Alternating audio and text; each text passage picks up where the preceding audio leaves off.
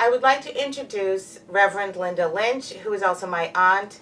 She is a certified Reiki master since 1999. She also holds a master's in metaphysics and a master's of metaphysical healing from the Universal Life Church Seminary. She is also a certified master teacher in Karuna, which is a higher level of Reiki healing. She is a spiritual medium, a certified hypnotherapist, and she's also a practicing pagan. Linda, welcome. Hi. To my project. The first question I'd like to have you talk about is to describe what exactly is Reiki. To me, Reiki is love. It's use of the universal, spiritual, God-conscious energy to help people, to help heal them, to heal their own bodies. Okay. So, can you describe for us how Reiki works? Reiki works through an attunement process. If a normal person lays hands on, they are using their own physical energy. With Reiki, you go through an attunement process which opens up your chakras, and I'll explain that in a second, which allows the universal life energy force to come in through your crown chakra, to come in through your body, out through your hands, to heal, help heal the person who's on your table, so that you're not using your energy. I can do Reiki all day long without getting tired because I'm not using my energy. And as the universal energy comes through me, I'm also getting a healing. I'm getting a boost. So it's beneficial for me as well as my client who lies on the table. So you act as a conduit for the universal Right. energy, and we all have chakras in our body that let the energy flow through. Right. Chakra is a Sanskrit word for spinning wheel. And we have a crown chakra, which is your top of your head, which connects straight up through to spirit, okay, to the universe, to whatever your belief it connects to. Then you have right between your brows, which is your third eye chakra, and that is your inner sight, okay? You also have your throat chakra, which helps you with the ability to speak your truth. You have your heart chakra, which goes connected to your heart. Your solar plexus, which is just above your belly button, which has anything to do with that section of your body. It's also your power center. And mostly as women, we give a lot of power away, to our husbands, to our children, to our jobs, especially when we want to say no and we say yes. We're giving a lot of our power away. The next chakra is your sacral chakra, which is just below your belly button, which is your sexual chakra. And it's also your creative chakra. And then your last chakra is your root chakra, which is 2 inches below your spine. It connects directly to the earth. The weird things about chakras is starting from the top, it actually starts at the bottom. So your root chakra is actually considered your first chakra. Your your sacral chakra is your second. Solar plexus is your third. Heart is fourth. Throat is fifth. Third eye is sixth. And then you have your crown is seventh. You also have another chakra, which is out here, which is your soul star. And that gets into something else. When these chakras are blocked, we call them muddy, or aren't spinning in the right direction. This side of the equator, they spin clockwise. If you're below the equator, of course, they would spin differently. So if they're not spinning right, if you have issues, emotional issues connect to your physical being. So if you have something going on in your stomach, that's going to bother your solar plexus. So that means when I check your chakra, that solar plexus chakra can be off, which needs to be cleaned out and have all the stagnant energy or negative energies taken out. As long as they're all spinning and working properly, your body is in better health. Very, very interesting. So we talked about chakras and using spiritual energy you use as a channel to correct the energy that is Out of balance. Out of balance, exactly. And you mentioned spirituality. So would you consider Reiki a religion? It does not have any religious connotations at all, but it will work in any religious format. Okay. So different religions could use this same Right. sort of spiritual power to... We've done Reiki healing circles in Jewish temples, in Unitarian churches, and the spiritualist churches do a laying on of hands during their service, every service, whether they're Reiki practitioners or not, but they do a laying on of hands practice during all their services. Excellent. Very, very interesting. Well, thank you. I think that concludes our interview, and we will move on next to the Reiki healing session itself. A Reiki session with me will last anywhere from an hour to an hour and a half, depending on what kind of work needs to be done. The first thing that I like to do when I have a client on the table is make sure they're nice and comfortable. If they need a blanket, play background music, whatever, so they're comfortable. Then I like to connect with their energy by laying my hand on their solar plexus and as well as on mine to make my connection. Then I always ask for my guides, my higher self, my connection with the God energies and the angels to come in to help me with this healing. And I also ask my client to do the same, to call in their angels and to set an intention for their healing. What is it that they need to have worked on the most? Just because I feel or my client feels this is what they need, the Reiki energy kind of has a mind of its own and will go where it needs to go. Because we might think they have a headache when they actually have insomnia, and that's why they have a headache. So the Reiki will work on what it needs to work on. The other thing that I like to do is I like to check their energy. So it's what they call Boysen scanning, and it's by running my hands over her aura field, trying to feel any hot or cold spots, anything that could be going wrong in her body with the chakras. Now remember what I said is the first chakra is the root chakra, the sacral chakra, the solar plexus, the heart, the throat, the third eye, and the crown. I also use a pendulum to check chakras. This will show you the spin of the chakras. So I'm asking for Lisa's root chakra to spin. And you can all watch, I'm not spinning this myself. And it's spinning at a nice pace in a clockwise direction. So that tells me that's fine. Now I'd like to see the spin of her sacral chakra. Spinning fine. The spin of Lisa's solar plexus. Okay, we can see it's not really spinning. So that tells me that's where her block of energy is. Now let's see her heart. Oh, she's got a nice big heart, it's going good. Now her throat chakra. Okay, her throat chakra it's moving, but not as well as it really should be, which means sometimes she has a trouble speaking up. Sometimes it's out of the fact you don't want to hurt someone's feelings. And her third eye chakra is doing fine. And her connection with spirit, and that's doing fine. Okay. So the next thing that I would do would be to work on cleaning out her chakra to get the energy moving fine. But just because we don't want to make this a 3-hour video, I'll do that later on. So the next thing that I would do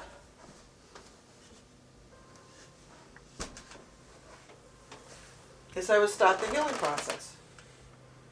So I'm going to work on her crown chakra. The usual amount of time is approximately 5 minutes per chakra.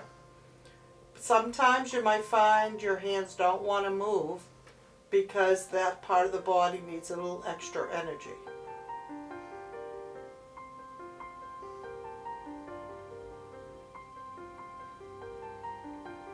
Then you would go on to cover her third eye and her eyes. You could also say affirmations when you're doing this to yourself, that Lisa be able to see all that she needs to see. Or when you get to the throat, that she'll be able to speak her truth. So there are different affirmations. You can also help with the healing if you want to. In the meantime, the energy is coming through my crown chakra, down through my chakras, and it's going up my hands. I'm just a conduit. I am not the healer. I am only helping the energy to jumpstart, like a battery, for Lisa's body to heal itself. And then we go down to her ears and her jawline. This is just the basic positions. You would actually put your hands where you feel they needed to be to get their most results and most healing. And then you would go to the throat where your hands would rest just on the collarbone. Because you don't want to choke anybody. You don't want to put your hands too close to their throat, because in a past life you don't know what kind of, or even in this life, traumatic experience they might have had, like drowning or suffocation or anything of that nature, so you really don't want to make them feel uncomfortable in any way. And then I always like to put my hands on their shoulders, because that's where people carry a lot of their stress in their body. So it kind of, I'm sure you see a lot of people that have what we call turtleneck, where their shoulders are up and the head is in.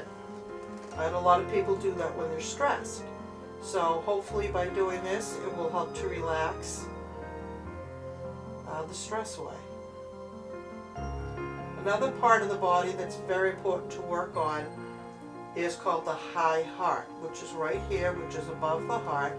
Because sometimes things that we don't want to deal with or we want to push away from, we kind of push them up into here and hope that they go away, which of course they don't. So I always like to give a little healing energy to the high heart. Now after I've spent time working on those important chakras,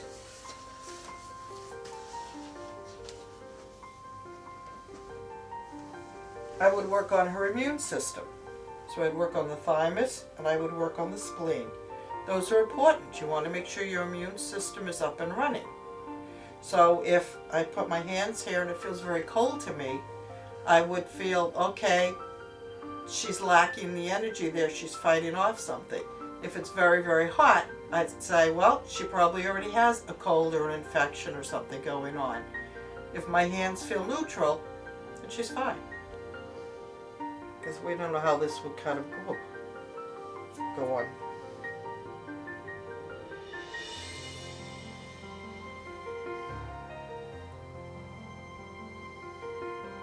Sometimes with clean chakras, some people will feel a pulling or they'll feel a strange feeling. And sometimes they don't feel anything at all. Okay. Ready? Yep. Okay. This is the immune system working on the thymus and the spleen.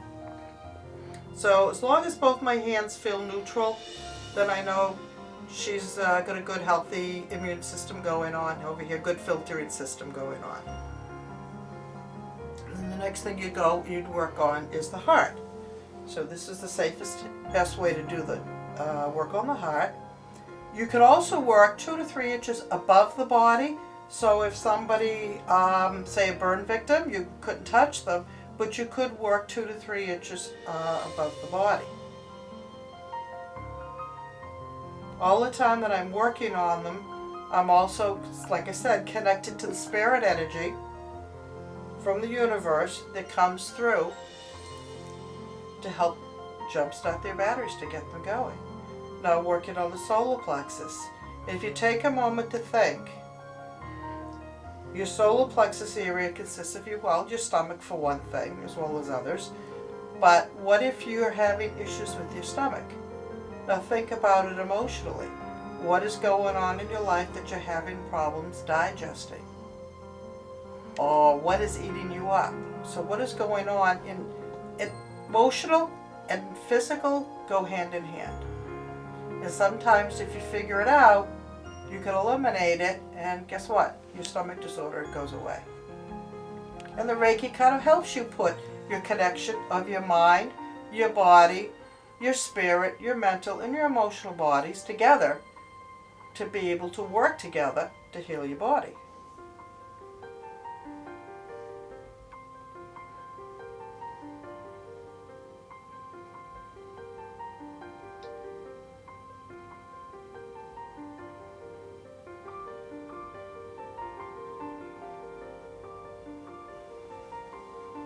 And of course, the arms are very important to work on. The arms are what helps to keep you actually keeps you steady and keeps you in balance. Now, anything there's two of, you always have to make sure you work on. So you have two hips. So you have to balance the hips. What I imagine is this energy running from hand to hand, going back and forth, balancing her hip energy out so that she'll walk even and her hips will be even. Your hips, your legs, your knees all carry you forward in life. So if any time you're having leg problems or hip or knee problems, foot problems, think about what is your fear about moving forward in life. All parts of your body all connect to something emotional going on in your life. And I would repeat the same process on this side over here. Remember, she got two arms, two legs. You have two of her, whatever there's two of has to be worked on.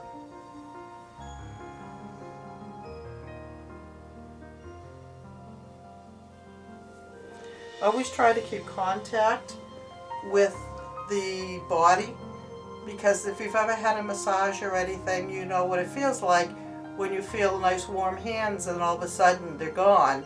It's kind of a shock, so it's nice to keep as often as possible contact with the person. When I have finished working on the person's front side, I will flip them over. But before I do that, I want to balance, I want to make sure all their chakras, all their spinning wheels are working well.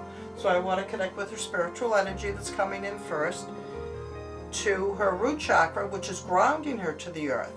So the root chakra energy is going straight down into Mother Earth, making connection, while the spiritual energy is going straight up to the universe.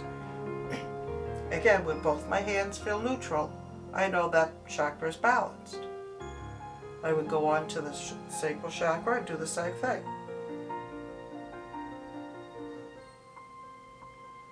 Into her solar plexus. All the time keeping my hand on her crown chakra, connecting to spirit. Her heart.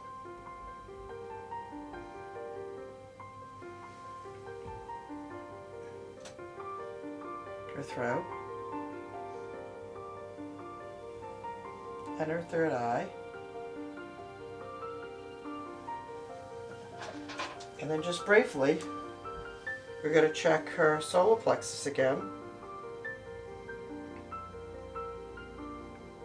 And as you can see now, it's spinning the way it's supposed to be spinning. So the Reiki energy helps to unblock the things that are keeping you stuck here. The other thing that we like to do is put on what we call a psychic band-aid. So it's just taking the energy and we're kind of smoothing it out because we ruffled it a little bit. And we're smoothing it out, and it's like putting a psychic band-aid on it to keep the energy inside the body, inside her aura, so that it can work and keep on healing. Just because my hands are off doesn't mean the healing has stopped. And now after a half hour to 3/4 of an hour of lying on the back, usually the client is pretty much comatose or asleep. A lot of people will go to sleep because it's hard for spirit to work on you when you're fighting them. So a lot of times they go to sleep, spirit can come in and help do the work that needs to be done while you're sleeping. So then you're nice and cozy and comfortable. You want to flip over. And quickly, the back, you can put your hands anywhere you want so that you're comfortable, is balancing her spine. So I have my hand up at the top of her spine and on her coccyx bone. And I'm imagining the energy running from hand to hand up and down her spine, clicking everything into place where it's supposed to be.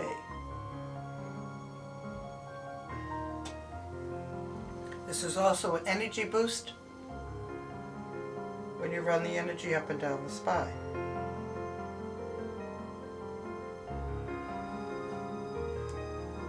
The other thing, of course, I would also do is work it on the back of the chakras. So again, I would work my way down their back. Now she has 2 lungs, so we definitely want to work on her lungs. Now I know Lisa's not a smoker, so I'm not too worried. But if she was a smoker, I would work a little extra longer on working on the lungs. And you work your way down. We have 2 kidneys, so we have to make sure you work on both kidneys. And we've already balanced her hips and the back of her legs. But the other thing we need to work on, of course, is the back of the head.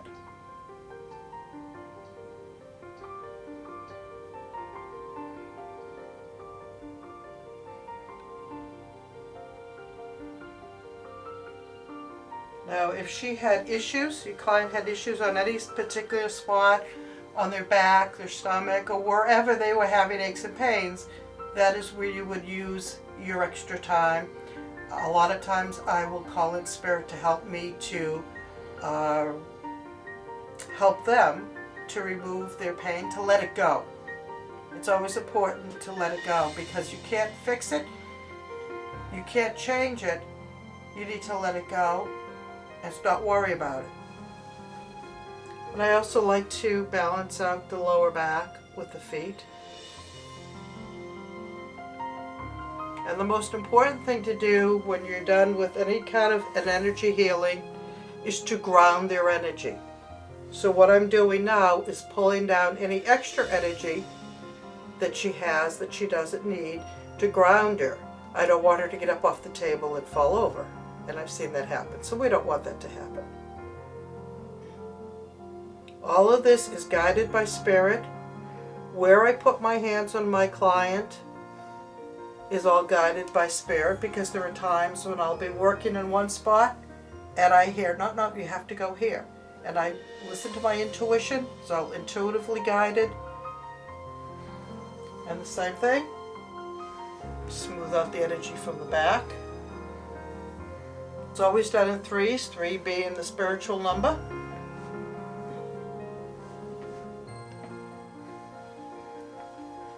And then I always give thanks to the universe, to spirit, to my angels, to my guides, all those that came to help me with this healing today. That thank you very much for your help and your guidance and the healing. And that kind of concludes a Reiki healing. The quick version. My concluding remarks? Well, my concluding remark is to make sure you drink plenty of water, because Reiki does help release toxins that are in your body, whether they're emotional toxins, physical toxins, or whatever other kind. So for the next couple of days, drink extra water. Then I always ask my client, how are you feeling? Do you feel steady? Is there anything you want to talk about? And sometimes they have a lot to babble on about. Sometimes they have nothing to say, but I feel good. I think I would have to say, I feel good. It was a wonderful experience, and if you have an opportunity to do so, I would suggest, finding, a Reiki healing master. My aunt is in Massachusetts, so it may be a bit for you to drive. However, it is definitely a worthwhile experience. Thank you, Reverend Linda Lynch. Thank you.